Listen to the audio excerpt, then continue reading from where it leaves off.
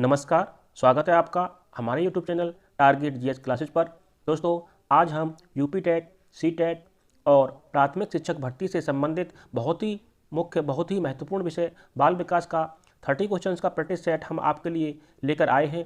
दोस्तों, जो बिल्कुल आपके एग्जाम में आने वाले क्वेश्चंस को ध्यान में रखकर तैयार किया गया है।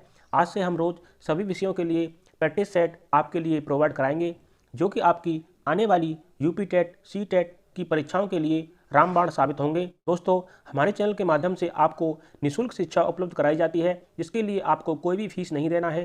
तो दोस्तों, प्रतिदिन विभिन्न विषयों के प्रैक्टिस सेट पाने के लिए आप हमारे चैनल को अभी सब्सक्राइब कर लें और आप अपनी परीक्षा में 120 प्लस अंक लाने की तैयारी के साथ हमारे साथ जुड़ें और आने वाली शिक्षक भर्ती में अपनी एक सीट सुनिश्चित करें।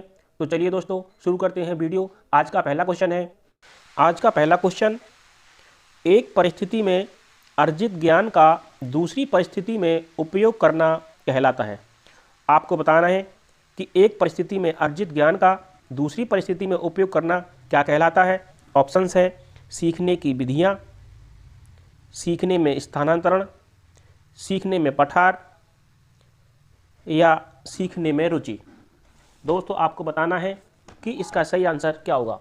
दोस्तों, इसका सही आंसर है ऑप्शन बी, सीखने में स्थानांतरण। दोस्तों, एक परिस्थिति में अर्जित ज्ञान का दूसरी परिस्थिति में उपयोग करना सीखने में स्थानांतरण कहलाता है। तो इस प्रकार इसका सही आंसर हो जाता है ऑप्शन बी, सीखने में स्थानांतरण। अब चलते हैं अपने अगले क्वेश्चन पर।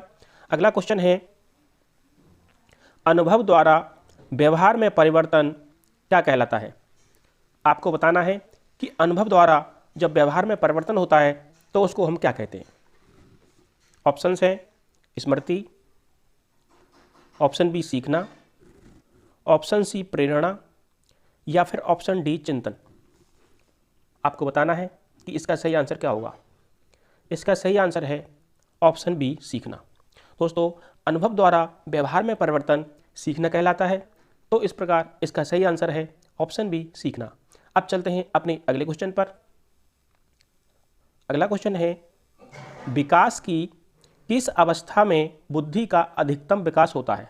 दोस्तों, आपको बताना है कि बुद्धि का अधिकतम विकास की किस अवस्था में होता है। ऑप्शंस हैं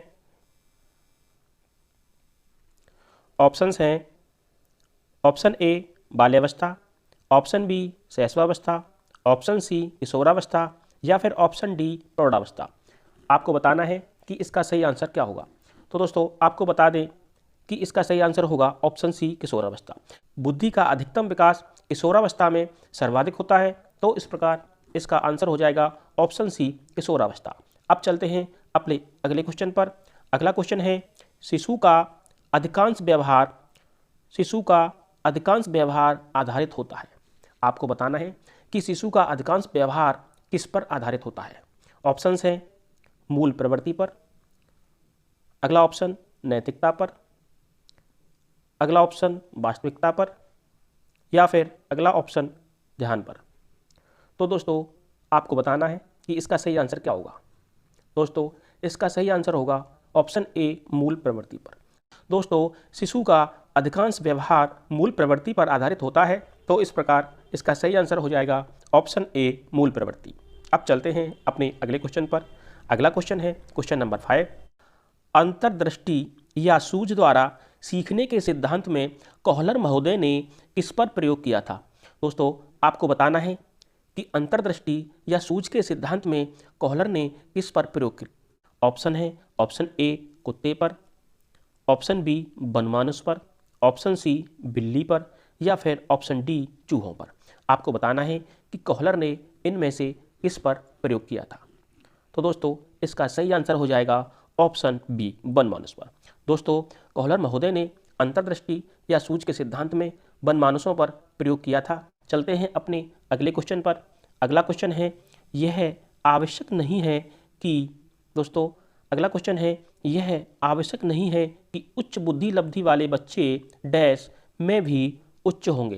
दोस्तों, आपको बताना है कि जो हमारा रिक्त स्थान है उसमें क्या ऑप्शंस आने वाला है। दोस्तों, ऑप्शंस हैं ऑप्शन ए सृजनशीलता, ऑप्शन बी अध्ययन, ऑप्शन सी विश्लेषण करने संबंधी या फिर ऑप्शन डी अच्छे अंक प्राप्त करने।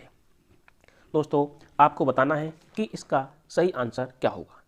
तो दोस्तों इसका सही आंसर हो जाएगा ऑप्शन ए, सृजनशीलता। दोस्तों यह आवश्यक नहीं है कि किसी भी बच्चे की यदि बुद्धि लब्धि उच्च है तो उसमें सृजनशीलता भी उच्च होगी। तो इस प्रकार इसका सही आंसर हो जाएगा ऑप्शन ए, सृजनशीलता। अब चलते हैं अपने अगले क्वेश्चन पर। अगला क्वेश्चन है क्वेश्चन नंबर 7, ध्यान को केंद्रित करने की आंतरिक दशा है। दोस्तों आपको बताना है कि ध्यान को केंद्रित करने की आंतरिक दशा निम्न में से क्या है। ऑप्शंस है ऑप्शन ए अवधि, ऑप्शन बी नवीनता, ऑप्शन सी रुचि या फिर ऑप्शन डी आकार। आपको बताना है कि इनमें से सही आंसर कौन सा है। तो दोस्तों इसका सही आंसर हो जाएगा ऑप्शन सी, रुचि। दोस्तों ध्यान को केंद्रित करने की आंतरिक दशा के में रुचि शामिल है, जबकि अवधि, नवीनता और आकार ध्यान को केंद्रित करने की आंतरिक दशा में शामिल नहीं होते। तो इस प्रकार इसका सही आंसर हो जाएगा ऑप्शन सी, रुचि। अब चलते हैं अपने अगले क्वेश्चन पर।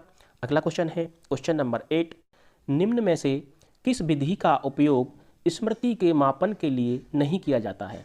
आपको बताना है कि इनमें से किस विधि का प्रयोग स्मृति के मापन के लिए नहीं किया जाता है। ऑप्शंस हैं ऑप्शन ए प्रत्याहार विधि, ऑप्शन बी तार्किक विधि, ऑप्शन सी पहचान विधि या फिर ऑप्शन डी उन्हें सीखना विधि। तो दोस्तों आपको बता दें कि इसका सही आंसर है ऑप्शन बी, तार्किक विधि। दोस्तों तार्किक विधि का उपयोग स्मृति के मापन के लिए नहीं किया जाता है। तो इस प्रकार इसका सही आंसर हो जाएगा तार्किक विधि। अब चलते हैं अपने अगले क्वेश्चन पर। अगला question question number 9। Question number 9 है दोस्तों प्रासंगिक अंतर्बोध परीक्षण या फिर टीएटी। दोस्तों टीएटी थीमेटिक एप्रिसेप्शन टेस्ट का विकास किसने किया था। आपको बताना है कि टीएटी परीक्षण का विकास किसने किया था। ऑप्शंस हैं option A Symonds, option B Holtzman, option C Murray, option D baler. दोस्तों ये मरे या मुरे एक ही बात है दोस्तों, मरे या मुरे। दोस्तों मरे या फिर मुरे एग्जाम में कोई भी आए उसको आप एक ही समझें। तो आपको बताना होगा कि टीएटी परीक्षण का विकास किसने किया था। तो इसका सही आंसर है ऑप्शन सी, मरे। दोस्तों प्रासंगिक अंतर्बोध परीक्षण टीएटी का विकास मरे द्वारा किया गया था। चलते हैं अपने अगले क्वेश्चन पर। अगला question question number 10। Question number 10 है दोस्तों मनोविज्ञान का शिक्षा के क्षेत्र में सबसे बड़ा योगदान। आपको बताना है कि मनोविज्ञान का शिक्षा के क्षेत्र में सबसे बड़ा योगदान क्या है। ऑप्शंस हैं विषय केंद्रित शिक्षा, ऑप्शन बी शिक्षक केंद्रित शिक्षा, ऑप्शन सी क्रिया केंद्रित शिक्षा या फिर ऑप्शन डी बाल केंद्रित शिक्षा। तो दोस्तों आपको बता दें कि मनोविज्ञान का शिक्षा के क्षेत्र में सबसे बड़ा योगदान बाल केंद्रित शिक्षा है। दोस्तों तो इस प्रकार इसका सही आंसर हो जाएगा ऑप्शन डी, बाल केंद्रित शिक्षा। दोस्तों मनोविज्ञान में शिक्षा को बाल केंद्रित शिक्षा के रूप में अपनाया गया है। तो इस प्रकार इसका सही आंसर हो जाएगा ऑप्शन डी, बाल केंद्रित शिक्षा। चलते हैं अपने अगले क्वेश्चन पर। अगला क्वेश्चन है क्वेश्चन नंबर 11। क्वेश्चन नंबर 11 है दोस्तों अभिप्रेरणा का वर्गीकरण होता है। आपको बताना है कि अभिप्रेरणा का वर्गीकरण इनमें से कैसे होता है। ऑप्शंस हैं ऑप्शन ए स्वाभाविक और कृत्रिम, ऑप्शन बी कम महत्वपूर्ण तथा अधिक महत्वपूर्ण, ऑप्शन सी जन्मजात तथा अर्जित, ऑप्शन डी अभिप्रेरणा तथा प्रलोभन। आपको बताना है कि इनमें से सही ऑप्शन क्या होगा। तो आपको बता दें कि अभिप्रेरणा का वर्गीकरण स्वाभाविक और कृत्रिम रूप में हम कर सकते हैं। तो इस प्रकार इसका सही आंसर हो जाएगा ऑप्शन ए, स्वाभाविक और कृत्रिम। चलते हैं अपने अगले क्वेश्चन पर। अगला क्वेश्चन क्वेश्चन नंबर 12, सीखने की प्रक्रिया में सीखने का स्थानांतरण हो सकता है। आपको बताना है कि सीखने की प्रक्रिया में सीखने का स्थानांतरण हो सकता है। ऑप्शंस हैं ऑप्शन ए सकारात्मक, ऑप्शन बी नकारात्मक, ऑप्शन सी शून्य या फिर ऑप्शन डी यह सभी। तो आपको बता दें कि सीखने की प्रक्रिया में सीखने का स्थानांतरण सकारात्मक भी हो सकता है, नकारात्मक भी हो सकता है, शून्य भी हो सकता है। तो इस प्रकार हमारा सही आंसर हो जाएगा ऑप्शन डी, यह सभी। चलते हैं अपने अगले क्वेश्चन पर। अगला question question number 13। Question number 13 है दोस्तों निम्न में से कौन सा मत अंतर्दृष्टि द्वारा सीखने की व्याख्या करता है। आपको बताना है कि इनमें से कौन सा मत अंतर्दृष्टि द्वारा या अपनी सूझबूझ द्वारा सीखने की व्याख्या करता है। ऑप्शंस हैं ऑप्शन ए मनोविश्लेषणवाद, ऑप्शन बी व्यवहारवाद, ऑप्शन सी संबंधवाद या फिर ऑप्शन डी गेस्टाल्टवाद। तो दोस्तों इसका सही आंसर हो जाएगा ऑप्शन डी गेस्टाल्टवाद। दोस्तों गेस्टाल्टवाद अंतर्दृष्टि द्वारा सीखने की व्याख्या करता है, तो इस प्रकार इसका सही आंसर हो जाएगा गेस्टाल्टवाद। अब चलते हैं अपने अगले क्वेश्चन पर। अगला क्वेश्चन है क्वेश्चन नंबर 14। क्वेश्चन नंबर 14 है दोस्तों, किस मनोवैज्ञानिक ने सीखने की सामग्री के रूप में निरर्थक शब्दों का प्रयोग किया था। दोस्तों वेरी इंपॉर्टेंट क्वेश्चन, दोस्तों वेरी इंपॉर्टेंट क्वेश्चन है, आप इसको अच्छे से तैयार कर लें। किस मनोवैज्ञानिक ने सीखने की सामग्री के रूप में निरर्थक शब्दों का प्रयोग किया। ऑप्शंस हैं William James, option B Skinner, option C Ebbinghaus या फिर ऑप्शन डी बार्टलेट। तो दोस्तों आपको बता दें कि सीखने की सामग्री के रूप में निरर्थक शब्दों का प्रयोग एबिंगहॉस ने किया है, तो इस प्रकार इसका सही आंसर हो जाएगा ऑप्शन सी एबिंगहॉस। चलते हैं अपने अगले क्वेश्चन पर। अगला क्वेश्चन है सीखने के नियम दिए हैं, आपको बताना है कि सीखने के नियम किसने दिए हैं। ऑप्शंस हैं option A Pavlov, option B Skinner, option C Thorndike या फिर ऑप्शन डी कोहलर। तो दोस्तों आपको बता दें कि सीखने के नियम थॉर्नडाइक ने दिए हैं, तो इस प्रकार आपका सही आंसर हो जाएगा ऑप्शन सी थॉर्नडाइक। चलते हैं अपने अगले क्वेश्चन पर। अगला क्वेश्चन नंबर 16। क्वेश्चन नंबर 16 है दोस्तों, सीखना है। दोस्तों आपको बताना है कि सीखना क्या है। ऑप्शंस हैं ऑप्शन ए व्यवहार में परिवर्तन, ऑप्शन बी अनुभव तथा अभ्यास का परिणाम, व्यवहार में अपेक्षाकृत स्थायी परिवर्तन या फिर ऑप्शन डी उपरोक्त सभी। तो इसका सही आंसर हो जाएगा ऑप्शन डी उपरोक्त सभी।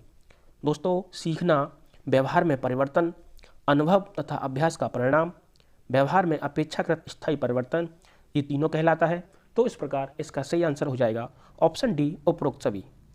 अब चलते हैं अपने अगले क्वेश्चन पर। Question number 17।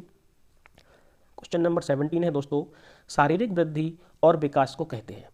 आपको बताना है कि शारीरिक वृद्धि और विकास को क्या कहते हैं। ऑप्शंस हैं ऑप्शन ए तत्परता, ऑप्शन बी अभिवृद्धि, ऑप्शन सी गतिशीलता या फिर ऑप्शन डी आनुवंशिकता। तो बताइए इसका सही आंसर क्या होगा।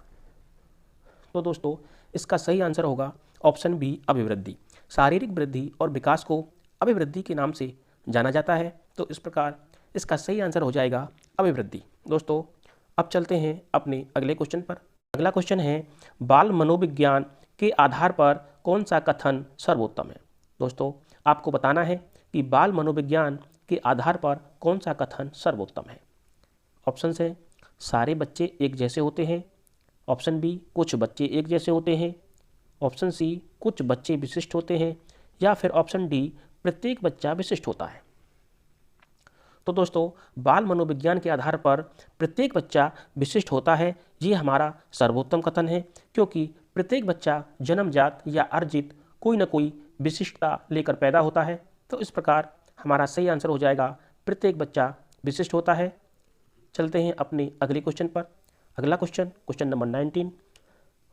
क्वेश्चन नंबर 19 है बाल मनोविज्ञान का केंद्र बिंदु है। आपको बताना है कि बाल मनोविज्ञान का केंद्र बिंदु क्या है। ऑप्शंस है ऑप्शन ए अच्छा शिक्षक, ऑप्शन बी बालक, ऑप्शन सी शिक्षण प्रक्रिया या फिर ऑप्शन डी विद्यालय। आपको बताना है कि इसका सही आंसर क्या होगा। तो दोस्तों इसका सही आंसर होगा ऑप्शन बी बालक। दोस्तों बाल मनोविज्ञान का केंद्र बिंदु बालक है, क्योंकि बालक को केंद्र में रखकर ही उसकी शिक्षण प्रक्रिया को सुचारू रूप से चलाया जा सकता है, तो इस प्रकार इसका सही आंसर हो जाएगा ऑप्शन बी बालक। चलते हैं अपने अगले क्वेश्चन पर। अगला क्वेश्चन नंबर 20। क्वेश्चन नंबर 20 है अच्छी स्मृति के लिए विशेषताएं हैं। दोस्तों आपको बताना है कि अच्छी स्मृति की क्या विशेषताएं होती हैं। ऑप्शन है ऑप्शन ए शीघ्र पुनः स्मरण, ऑप्शन बी शीघ्र पहचान, ऑप्शन सी अच्छी धारणा या फिर ऑप्शन डी यह सभी। तो दोस्तों इसका सही आंसर हो जाएगा यह सभी। दोस्तों अच्छी स्मृति के लिए शीघ्र पुनः स्मरण, शीघ्र पहचान और अच्छी धारणा तीनों ही आवश्यक होते हैं, तो इसलिए ये अच्छी स्मृति की विशेषताएं हैं, तो इस प्रकार सही आंसर हो जाएगा ऑप्शन डी यह सभी। चलते हैं अपने अगले क्वेश्चन पर। अगला question, question number 21। Question number 21 है, संवेग शब्द का शाब्दिक अर्थ है। आपको बताना है कि संवेग शब्द का शाब्दिक अर्थ क्या होगा। ऑप्शंस है, ऑप्शन ए क्रोध और भय, ऑप्शन बी स्नेह तथा प्रेम, ऑप्शन सी उत्तेजना या भाव में उथल पुथल, या फिर ऑप्शन डी उपरोक्त में से कोई नहीं। तो दोस्तों इसका सही आंसर हो जाएगा ऑप्शन सी, उत्तेजना या भाव में उथल पुथल। दोस्तों संवेग शब्द का शाब्दिक अर्थ उत्तेजना या भाव में उथल पुथल होता है, तो इस प्रकार इसका सही आंसर हो जाएगा ऑप्शन सी, उत्तेजना या उथल पुथल। अब चलते हैं अपने अगले क्वेश्चन पर। अगला question, question number 22। Question number 22 है दोस्तों, कौशल सीखने की पहली अवस्था है। आपको बताना है कि कौशल सीखने की पहली अवस्था कौन सी है। ऑप्शन है, ऑप्शन ए यथार्थता, ऑप्शन बी कल्पनाशीलता, ऑप्शन सी समन्वय, या फिर ऑप्शन डी अनुकरण। तो दोस्तों बताइए इसका सही आंसर क्या होगा। तो दोस्तों इसका सही आंसर होगा ऑप्शन डी अनुकरण। कौशल सीखने की पहली अवस्था अनुकरण है। पहली अवस्था में बच्चा जब कुछ सीखता है तो सबसे पहले वह दूसरों का अनुकरण करता है, तो इस प्रकार कौशल सीखने की पहली अवस्था अनुकरण है। चलते हैं अपने अगले क्वेश्चन पर। अगला क्वेश्चन, क्वेश्चन नंबर 23। दोस्तों क्वेश्चन नंबर 23 है, शैशवावस्था के लिए उत्तम शिक्षण विधि है। आपको बताना है कि शैशवावस्था के लिए उत्तम शिक्षण विधि इनमें से कौन सी है। ऑप्शंस है, मॉन्टेसरी विधि, ऑप्शन बी खेल विधि, ऑप्शन सी किंडरगार्टन विधि, या फिर ऑप्शन डी यह सभी। दोस्तों ये क्वेश्चन कई बार एग्जाम में पूछा गया है, तो आप इस क्वेश्चन को अच्छे से तैयार कर लें, क्योंकि शैशवावस्था के लिए उत्तम शिक्षण विधि ये सारी है। मॉन्टेसरी विधि भी है, खेल विधि और किंडरगार्टन विधि, ये तीनों ही शैशवावस्था के लिए उत्तम शिक्षण विधि हैं। तो इस प्रकार इसका सही आंसर हो जाएगा ऑप्शन डी यह सभी। अब चलते हैं अपने अगले क्वेश्चन पर। अगला क्वेश्चन है बिने साइमन परीक्षण द्वारा मापन किया जाता है। आपको बताना है कि बिने साइमन परीक्षण द्वारा हम किसका मापन करते हैं। ऑप्शंस हैं, ऑप्शन ए सामान्य बुद्धि का, ऑप्शन बी विशिष्ट बुद्धि का, ऑप्शन सी अभिवृत्ति का, या फिर ऑप्शन डी अभिक्षमता का। तो आपको बताना है कि इसका सही आंसर क्या होगा।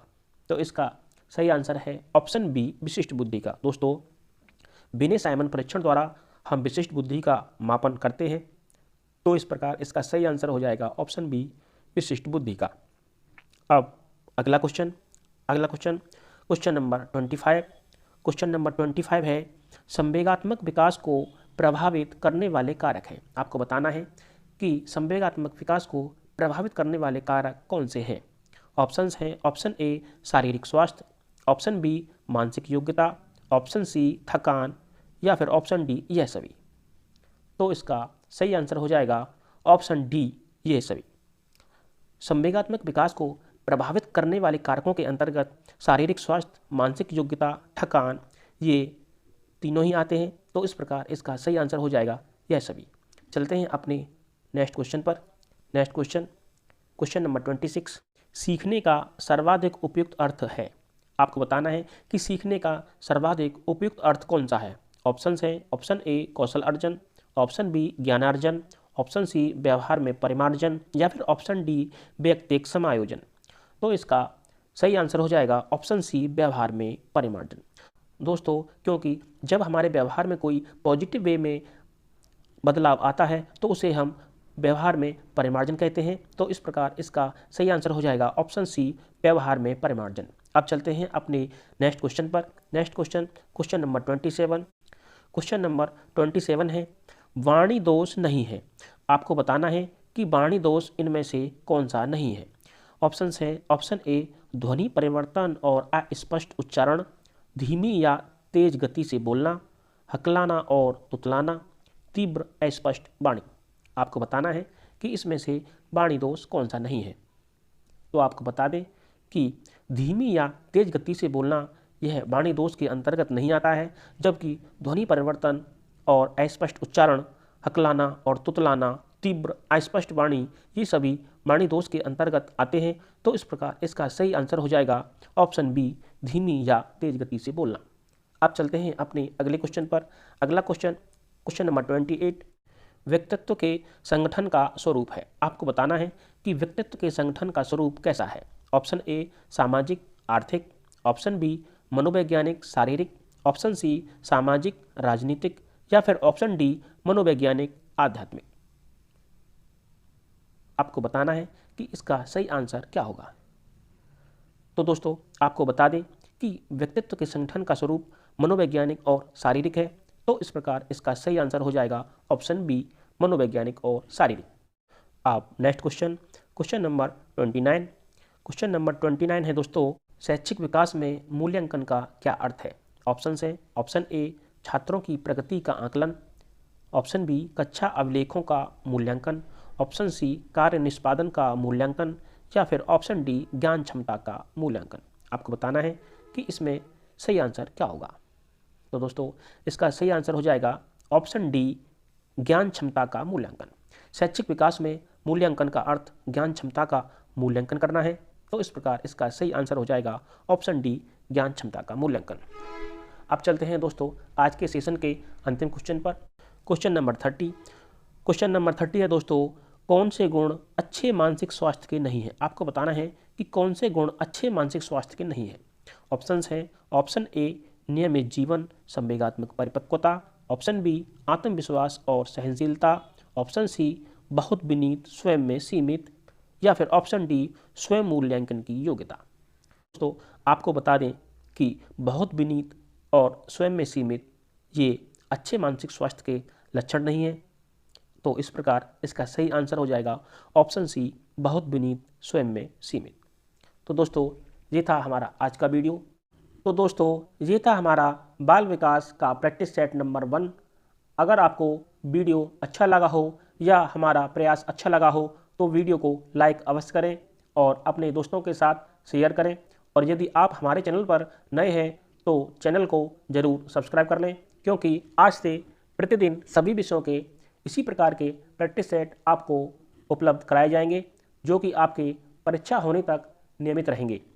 तो दोस्तों आपको वीडियो कैसा लगा आप कमेंट बॉक्स में लिखकर ज़रूर बताएं। वीडियो पूरा देखने के लिए धन्यवाद।